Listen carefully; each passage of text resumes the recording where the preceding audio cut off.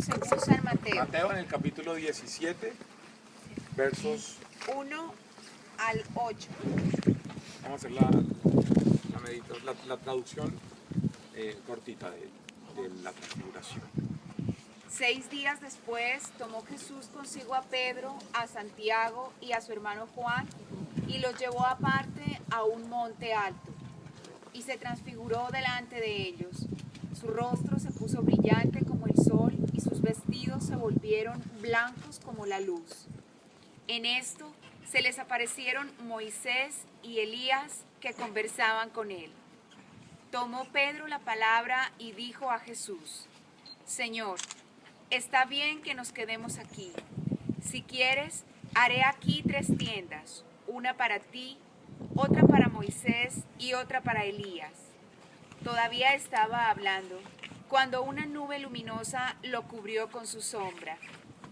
Y salió de la nube una voz que decía: Este es mi Hijo amado, en quien me complazco, escuchadle. Al oír esto, los discípulos cayeron rostro en tierra llenos de miedo.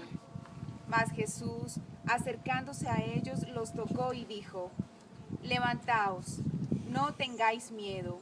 Ellos alzaron sus ojos y no vieron a nadie más que a Jesús. Palabra del Señor. Gloria a ti. Gloria a ti. Te alabamos. ¿De qué símbolo del Espíritu Santo hablamos hoy? Ah, no. Por eso utilicé este texto para hablar aquí, ahora, en este monte. Y es porque, dígame qué nube hay que sea luminosa. Ninguna. Ninguna. Pero el texto dice que hubo una nube luminosa de donde salió la voz del Padre. ¿Y qué dijo la voz del Padre? Este es mi hijo. Miren,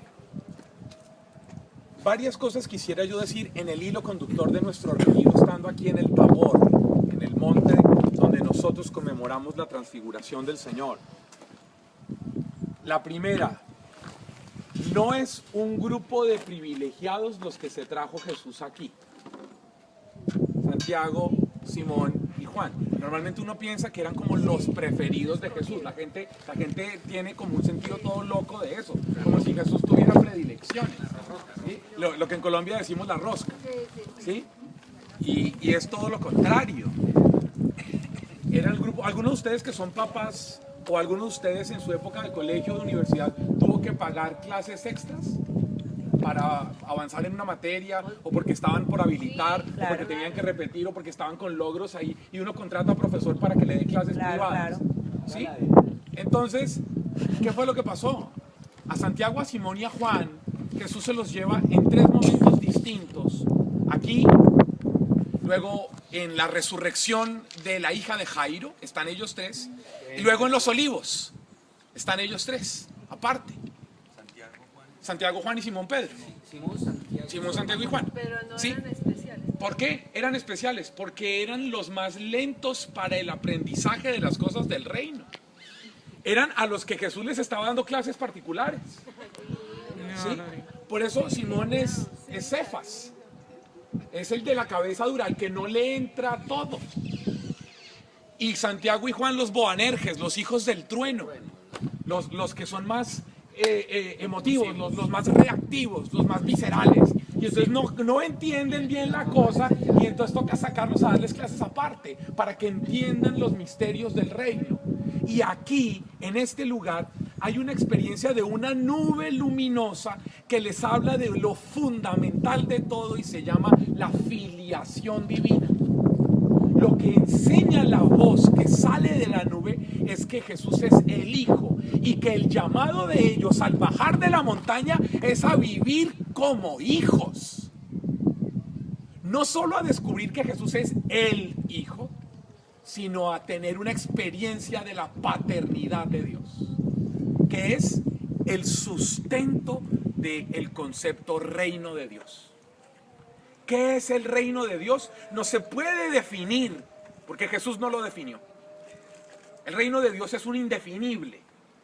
Pero si uno trata de acercarse a la teología del reino de Dios, ¿qué es el reino de Dios? Es la experiencia de la paternidad que se revela en Jesús.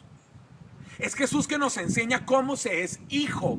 ¿Y cómo se es hijo? En favor de los hermanos, en función de los hermanos, para los hermanos. Eso es desde mi perspectiva teológica, aquí respetando a estos dos grandes teólogos, uno panameño y uno colombiano. Desde mi perspectiva teológica, el reino de los cielos, el reino de Dios es la revelación de cómo Jesús vive la paternidad de Dios. Y ese es el proyecto de vida para nosotros.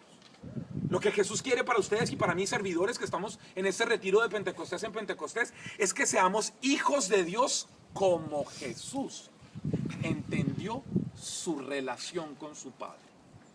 Ese es el reino. Y para eso vienen a este monte. Para eso Jesús los trae aquí. Y los trae para entender que un hijo es el que descubre y entiende que es la suma de el liderazgo de Moisés, de sacar al hombre de la esclavitud como Moisés. Por eso se acuerdan que aquí en este monte, ¿quiénes estaban hablando con Jesús? Elías y Moisés. Es decir, Jesús es la superación de todo el Antiguo Testamento. Así que quiero que tengamos claro que a eso vinimos aquí. Y ahora les invito a que esa experiencia de transfiguración, ustedes entren, recorran este templo que es maravilloso, esta basílica, lo miren y lo hagan pensando, no solo en la foto, sino en esto de lo que estamos hablando. ¿Amén? Amén. Muy bien, vamos a bajar.